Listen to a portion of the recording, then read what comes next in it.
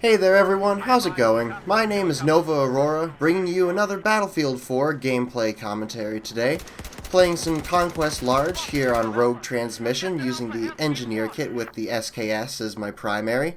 I just unlocked it, and I think it's probably my favorite designated marksman rifle so far.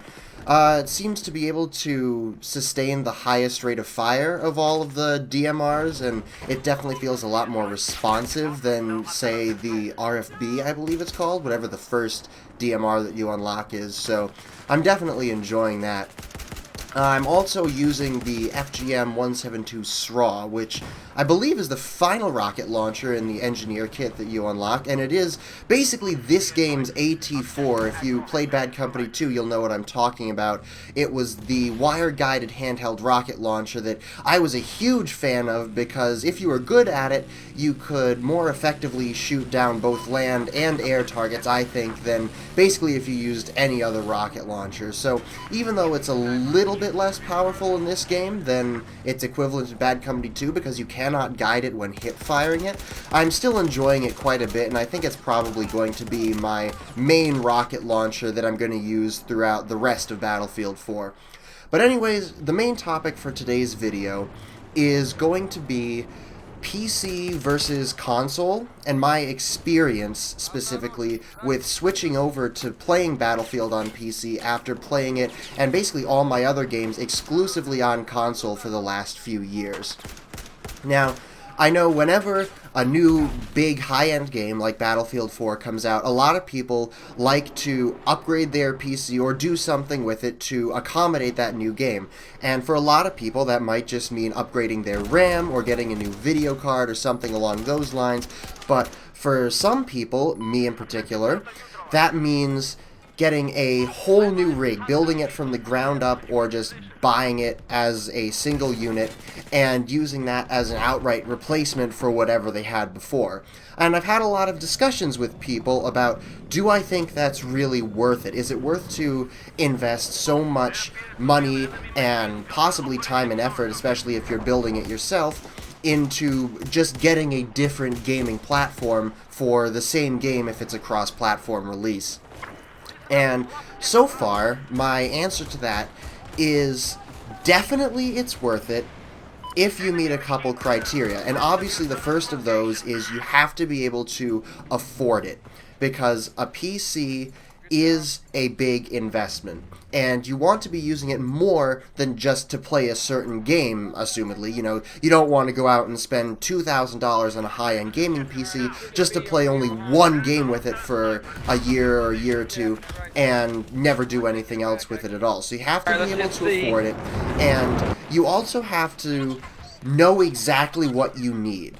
This was the hardest part for me, at least, because I have not used a PC for really anything, not even word processing, honestly, except in an occasional instance, for 6 or 7 years before I built this one. I had only used Macs for all of my regular computing purposes, and the PlayStation 3 had been my main gaming console since 2006 or 2007. I basically used nothing else.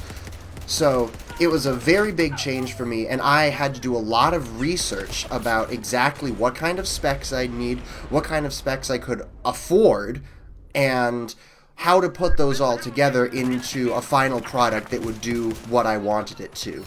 But I have to say, after doing all of that work, I really, really am glad that I did it. I think that playing on PC, even though I'm not quote-unquote as good quite yet on PC as I was on console, is a much smoother, more fluid, and more inherently enjoyable experience than playing on console, especially for first-person shooters. And part of that is, of course, because of the digital input that you get with the keyboard, as opposed to the analog input that you get with the dual sticks on an Xbox or a PlayStation controller. But also, you just get a much higher fidelity experience overall when playing on PC, and for me that was well worth the cost and the time and effort that it took me to build this PC from scratch. Of course, if you're doing something like I did, and you're going from essentially a lifetime of console gaming straight into nearly exclusively PC gaming, then you're going to see a pretty dramatic drop in performance. Unless you're some sort of superhuman that can just transition right over to mouse and keyboard perfectly fluidly and pull a 3.0 KD right out of the gates, well, I'm certainly not like that, and I'm guessing you probably aren't either, so you're going to see a drop in performance. And if you're not a very patient person, or if you're trying to play competitively, or if you just take your games a little bit more seriously than, oh, I'm just playing this to mess around and have a good time after work, you know, if you put some serious effort into it, then it can be a little bit frustrating. And hell, it can be a lot frustrating. I've had many, many frustrating games where I know I should have done something one way, and my brain is saying, okay, come on, shoot this guy. Just aim at him. That's all you have to do. No, don't aim to the left. No, don't aim to the right. No, don't. And then I'm dead. And it's very hard to physically link up what my brain is telling me to do with my actual physical movements when for years those movements were a lot different. You know, my left index finger, for example, for years that has been my zoom in button.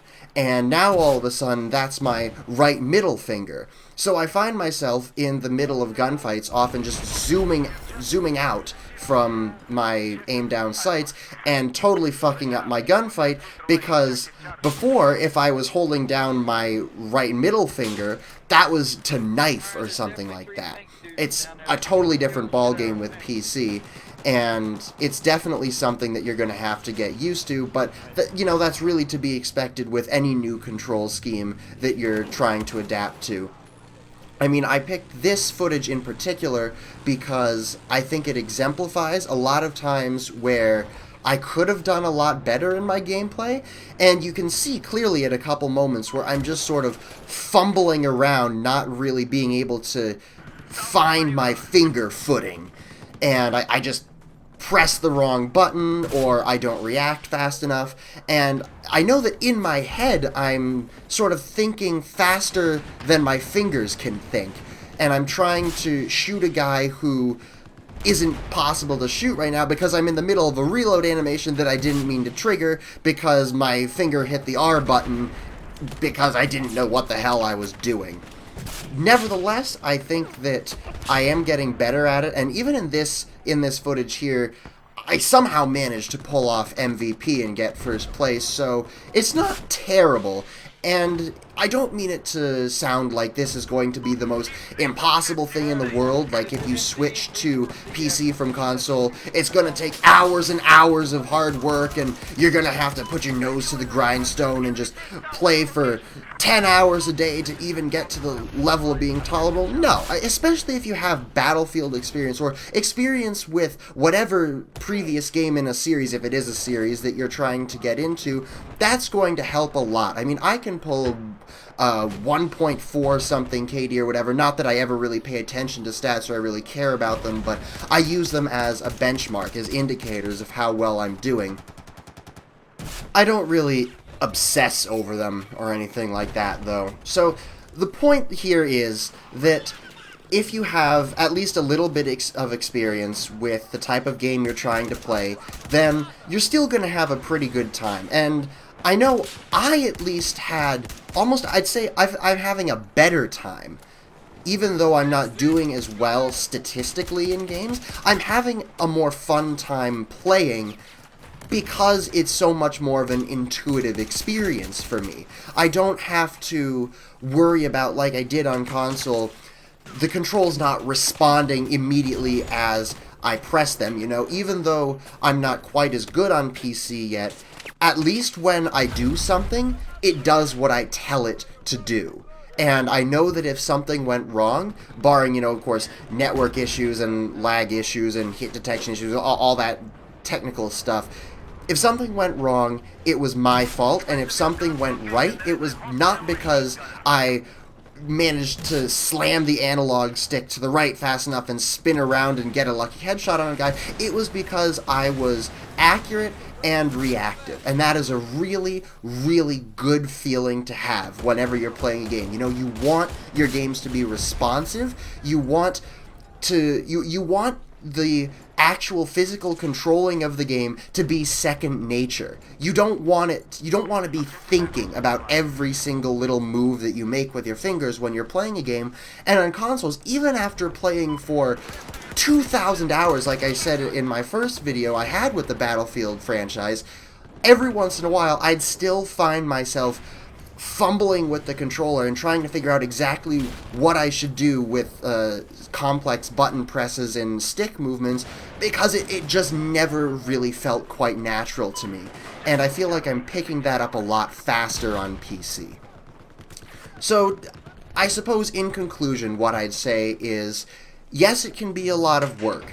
Yes, it can take a lot of research, and it's certainly not the right decision for everybody. But if you have the money, if you have the time, if you have the resources and the knowledge that you need, and you know, the knowledge is easy to obtain because the internet is a wide and wonderful place, and you can basically figure out whatever you want to figure out, especially with regards to computer building on the internet. If all of that applies, and you're willing to put in the effort to get better at the game, if you really do want to play competitively, then I say go for it. For me, this was a great investment, even though, of course, I am using this PC to do these videos now. I'm using it primarily for all of my networking, internet, gaming work, all that stuff. I'm using it for a wide variety of tasks. It's still very, very worth it, I think. So, if you're on the fence about switching over to this game in particular, or any other game, and getting a high-end PC to really play the game, in my opinion, as it's supposed to be played after you've been sitting on consoles for the longest time, I think that that's a good move, it's a good decision, and if you do it right, you're not gonna regret it. I know I certainly didn't. Anyway, guys, I think that about wraps it up for this video. I really hope you enjoyed, and as always, leave a comment, leave a rating. Honest feedback is always appreciated. If you really enjoyed, please subscribe. It would mean a whole lot to me, and thank you very much for watching. I'll see you all next time.